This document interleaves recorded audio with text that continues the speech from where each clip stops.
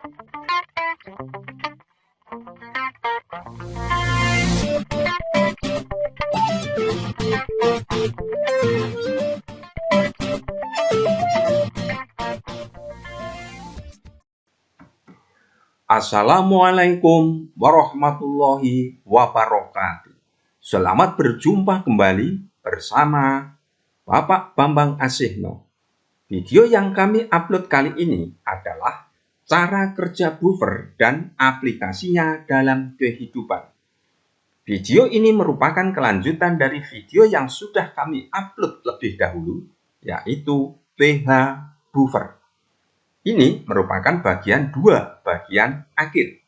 Jangan lupa berdoa sebelum belajar. Yuk, kita ikuti tayangan berikut sampai selesai. Cara kerja buffer. Kalau kita ilustrasikan, misalkan ini suatu larutan buffer. Ditambahkan dengan sedikit larutan asam, bagaimanakah nanti pH-nya? Yang kedua, suatu larutan buffer kalau kita tambahkan dalam sedikit larutan basa, bagaimanakah kerja buffernya nanti? Yang ketiga, suatu larutan buffer jika ditambahkan dengan sedikit air. Nah, dari ketiga hal ini nanti, maka bagaimana cara buffer dalam mempertahankan pH-nya? Karena buffer berfungsi mempertahankan pH. Dan juga suatu pertanyaan, betulkah pH buffer tidak berubah? Lanjut. Jangan lupa klik subscribe. Cara kerja buffer jika ditambah sedikit asam. Ilustrasi yang kita gunakan sebagai berikut. Ini sedikit asam kita tambahkan buffer. Bagaimana kerangka berpikirnya? Kita lihat. Buffer bisa berupa asam lemah dengan basa konjugasinya, bisa juga basa lemah dengan asam konjugasinya.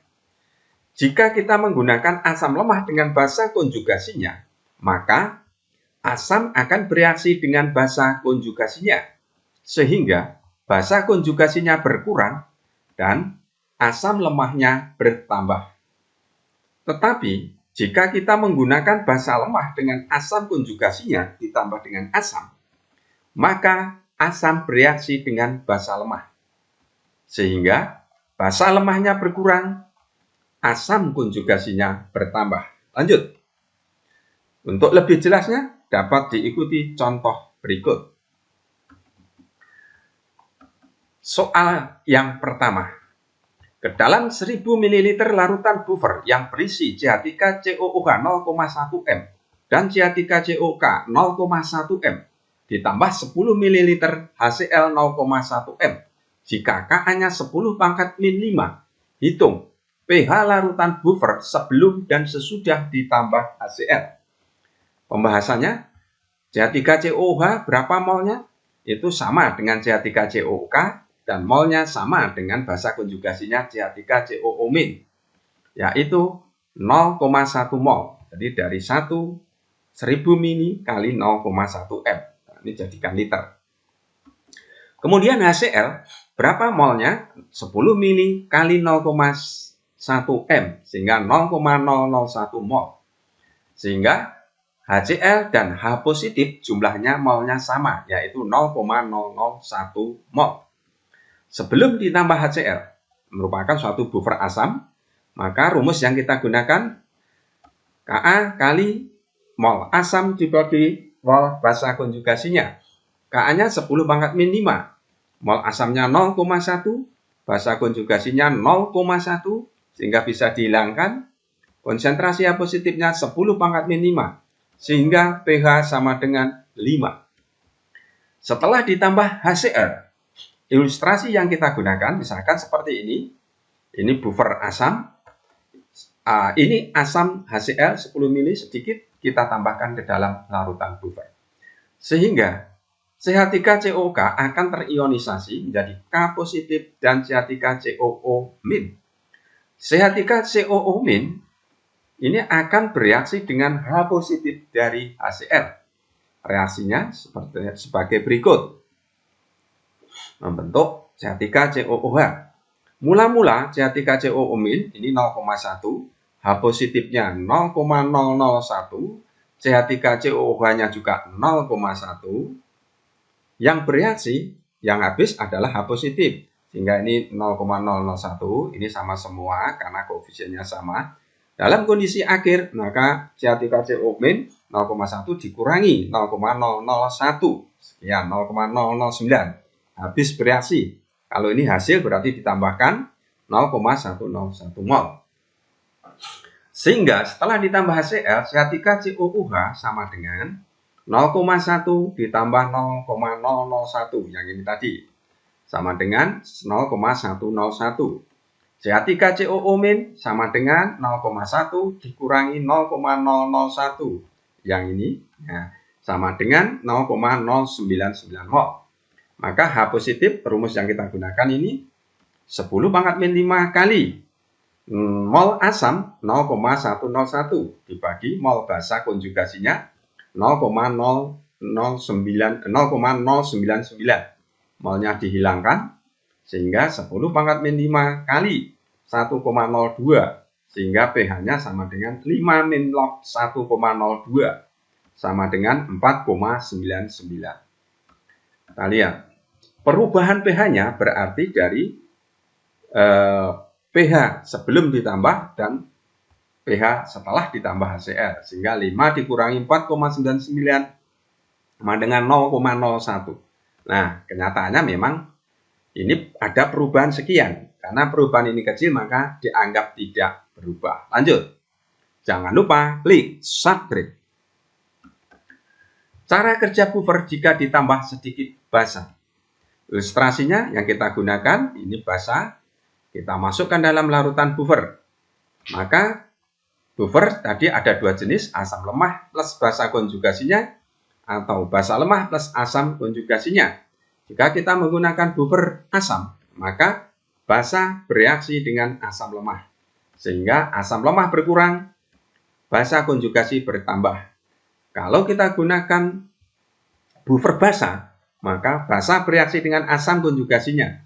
Maka asam konjugasinya berkurang, basa konjugasinya bertambah. Lanjut. Untuk lebih jelasnya dapat diikuti contoh berikut. Jangan lupa klik subscribe. Kita lihat contoh soal. Soalnya sama, hanya ditambah di sini 10 ml KOH. Ya.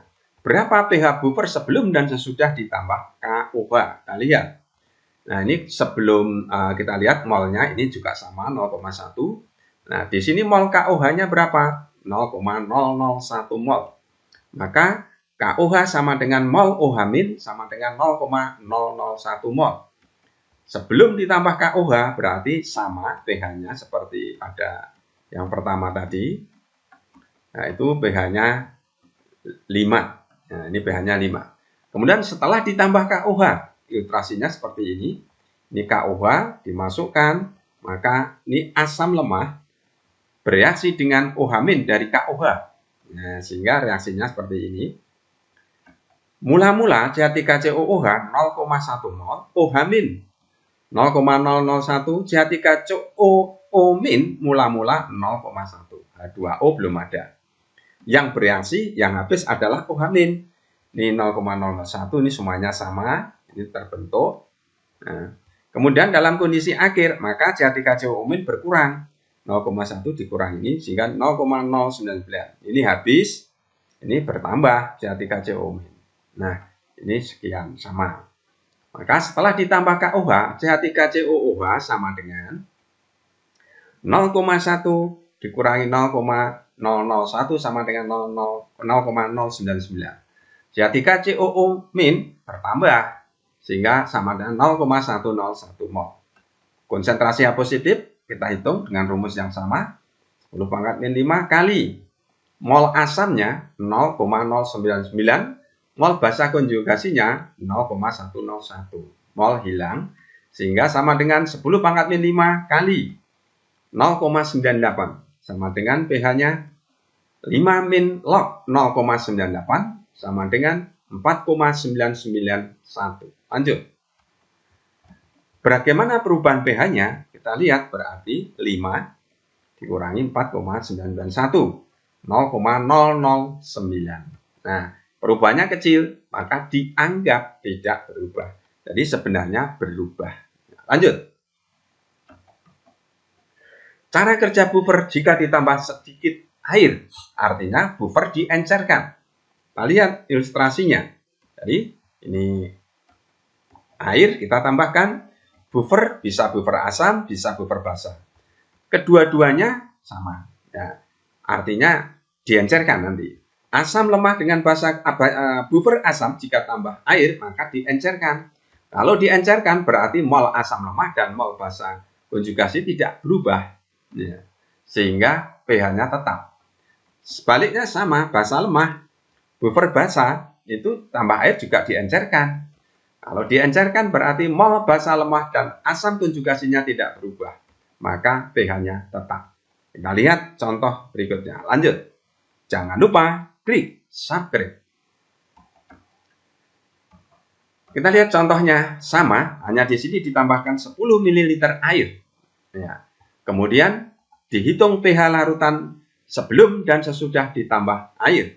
Kita lihat mol CH3COH dan CH3CO- 0,1 mol sebelum ditambah air. pH-nya sama.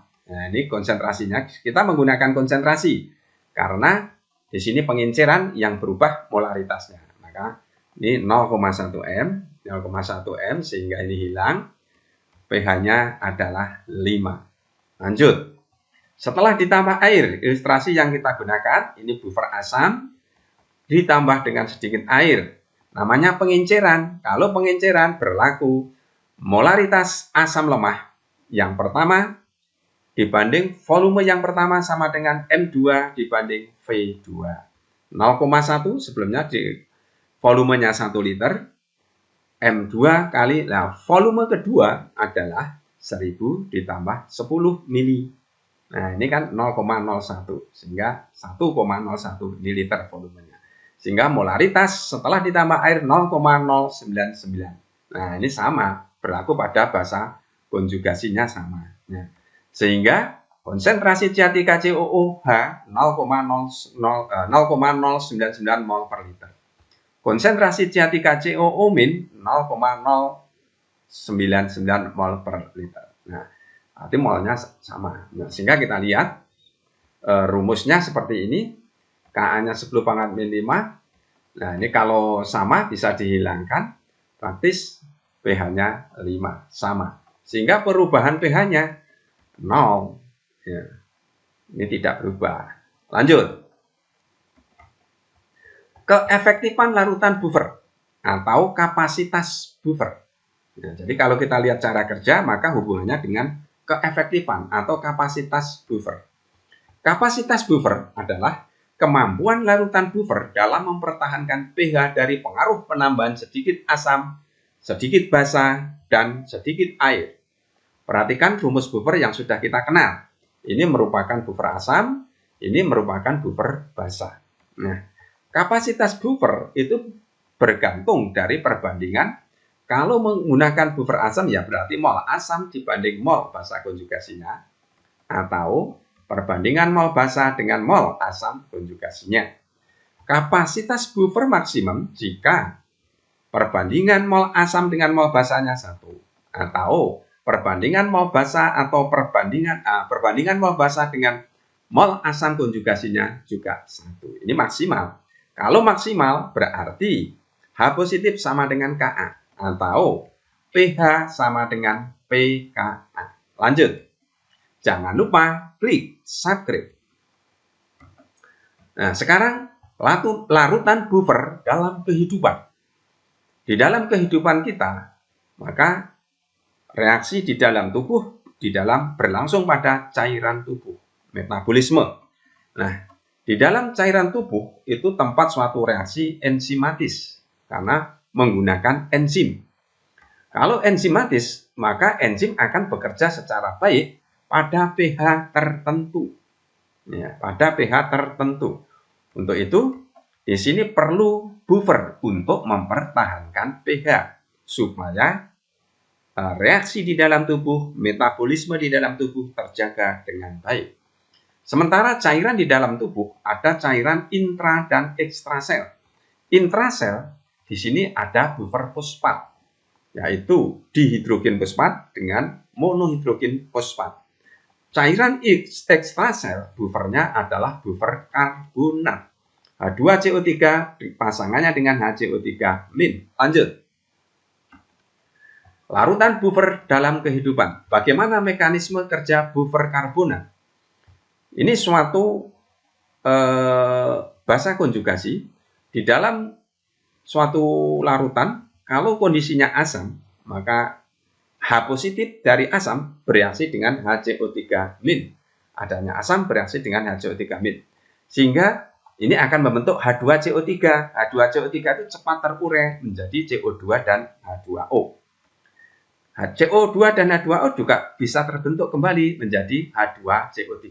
Nah, ini merupakan asam konjugasi dari HCO3-. Nah, ini pasangan buffernya. Nah, dalam suatu lingkungan, kalau misalkan bersifat basa, berarti OH-, maka OH- bereaksi dengan asam.